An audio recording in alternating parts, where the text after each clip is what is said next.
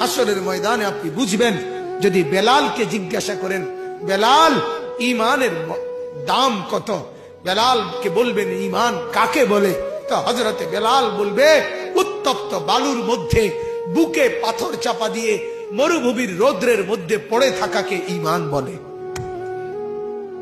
খাব্বাবকে বলবেন, খাব্বাব ঈমান কাকে বলে, তো হযরতে খাব্বাব রাদিয়াল্লাহু তাআলা আনহু বলবেন কামারের দোকানের জ্বলন্ত লাল কয়লার মধ্যে নিজের দুই পাশের কোমরের গোশত খুলে খুলে চর্বি সহ ফেলে দিছে আমার মনিব ঈমানের কারণে।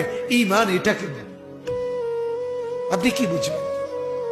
আপনি তো বুঝেন নাই বাপ। সারা পৃথিবীর জনসংখ্যা একেবারে বরাবর 800 কোটি পৌঁছে গেছে। 800 কোটি মানুষের মধ্যে 200 কোটি যদি ইমানদার হয়, মুসলমান হয়, তা এখনো তো এই মুহূর্তে 600 কোটি বেঈমান পড়ে আছে। তাহলে আপনি যদি সেই 600 কোটির মধ্যে হতেন, আমি যদি হতাম, কি হতো বাপ? মৃত্যু পর্যন্ত যদি কালেমার সন্ধান আমি না পেতাম, মৃত্যু পর্যন্ত যদি আমি মুমিনের পরিচয় না পেতাম, আমার অবস্থা কি হইতো? আমার কবর কি হতো? এজন্য এটার চাইতে দামি কোন সম্পদ আল্লাহর কসম দুনিয়াতে আর কিছু নেই। লা ইলাহা ইল্লাল্লাহ এই কালেমার সর্বনিম্ন দাম, সবচেয়ে কম মূল্য আল্লাহ যেটা দিবেন কালেমার, সেটা হলো 10 দুনিয়া বরাবর জান্নাত দান। সবাইকে না, সর্বনিম্ন সর্বনিম্ন সবচেয়ে ছোট জান্নাত যার, তারটাই 10 দুনিয়া বরাবর ঈমানের কারণে। মেরে মোহতারাম, আমার বাপ, আমার বন্ধু, আমার জওয়ান ভাই, খোদার দোহাই ঈমান যেন না হারায়। অভাব আসতেছে, দুর্ভিক্ষ আসতেছে সারা পৃথিবী ব্যাপী। এটা পূর্বাভাস, আজ হোক কাল হোক, এই বছর হোক আর 10 বছর পরে হোক, পৃথিবীতে যখনই তীব্র অভাব লাগবে, দুর্ভিক্ষ লাগবে, তখনই রাসূলুল্লাহ সাল্লাল্লাহু আলাইহি ওয়াসাল্লাম বলেন দাজ্জাল আবির্ভাব হবে। দাজ্জাল বের হবে। আমি নিজ চোখে হাদিসে পড়ছি, আল্লাহর নবী বলেন 3 বছর লাগাতার দুর্ভিক্ষ হবে।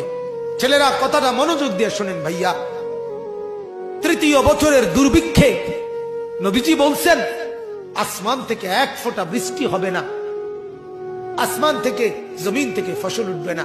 এজন্য হাত ধরে বলি ভাইয়া, চতুর্দিকের এই দুর্ভিক্ষে, অভাব, পেরেশানি আর অস্থিরতা, আজ হোক কাল হোক, এটা পূর্বাভাস। নবীজি বলছেন যখন অভাব তীব্র হবে, আসমান থেকে বৃষ্টি হবে না, জমিন থেকে ফসল উঠবে না, নবীজি বলেন তখন দাজ্জাল বের হবে। ওয়া মাআহু লাহমুন ওয়া খুবুজুন ওয়া নাহরুম মিন মাইন। দাজ্জালের কাছে গোশত থাকবে, রুটি থাকবে, পানির নহর থাকবে। দাজ্জাল বলবে তার বাহিনীরা, ইহুদিরা, দাজ্জালের বাহিনীরা, দাজ্জালের সাথে বেঈমানরা বলবে গোশত নাও, রুটি নাও, পানি নাও, বিনিময়ে ঈমান দিয়ে দাও, এরে খোদা মনে করো, এরে খোদা বানায় নাও। আরে বাপ, আমি কেমনে বললে বুঝতেন? আমার তো মন চায় পায়ে ধরে ধরে ছেলেদেরকে বলি, যুবকের হাতে ধরে ধরে বলি, এরে বাপ, আল্লাহর দোহাই তোর এই উলঙ্গ ছবি দেখা, নাচ দেখা, মোবাইলের ছবি দেখা, জিনা আর বেবিচারের এই দৃশ্য গোটা দুনিয়ার মানুষকে কষ্ট দিবে বাপ। শুধু তুমি আযাবের কারণে কষ্ট পাবা না, বরং গোটা বনি আদম, গোটা মাখলুকাত, এমনকি গর্তের পিপিলিকা, এমনকি সাপ, বিচ্ছু, জন্তু জানোয়ার পর্যন্ত কষ্ট পাবে। সব অভাব লাগবে এই গুনার কারণ, গুনার কারণ, নাফরমানির কারণ। কোরআনুল কারীমের মধ্যে আল্লাহ তাআলা বলেন ওমা আসাবাকুম মিন মুসিবাতিন ফাবিমা কাসাবাত আইদিকুম। গুনাহের কারণে মুসিবত। যাহারাল ফাসাদু ফিল বাররি ওয়াল বাহর বিমা কাসাবাত আইদিন নাস। গুনাহের কারণে আমাদের মা আর বোনদের হাঁটা চলা দেখেন না বাপ, বাজার, মার্কেট, শপিং, রেস্তোরাঁ, কফি হাউস, ক্যাফে, বিনোদন কেন্দ্র, পার্ক, মা আর বোনদের পাগল হয়ে গেছে, পাগল, বেসামাল।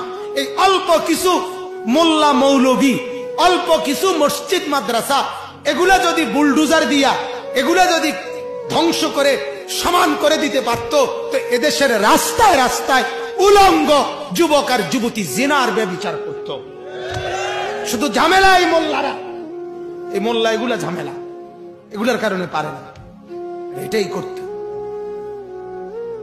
হ্যাঁ, সেদিন বেশি দূরে না, সেদিন বেশি দূরে না, রাত নাই দিন নাই, সারা রাত আপন মার ঘরে, বাবার ঘরে, যে ঘরে মা বাপ থাকে, সেই ঘরে নিজের ছেলে মেয়ে যদি সারা রাত উলঙ্গ ছবি দেখে, সে জাতি ধ্বংস হইবার বেশি দিন আর নাই, বেশি দিন আর নাই। আমার বাপ, আমি বক্তা না, আমি কণ্ঠের জাদুকর না, আমি সুরওয়ালা কেউ না, আমি এক ফেরিওয়ালা, এক ফেরিওয়ালা আমি, যার কলিজা ভরা ব্যথা, অস্থিরতার পেরেশানি। আমার গলা আজকে তো একটু কথা বলতে পারছি, আমি গত 3-4 দিন আগে কথাই বলতে পারতেছিলাম না।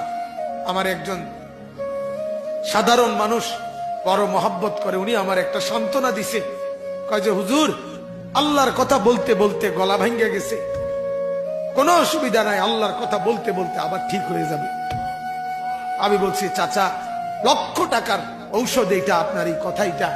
হ্যাঁ, মালিকের কথা বলতে বলতে। কত মানুষ, তাইলে এই জন্য বাপ, হালাত কোথায় আমাদের?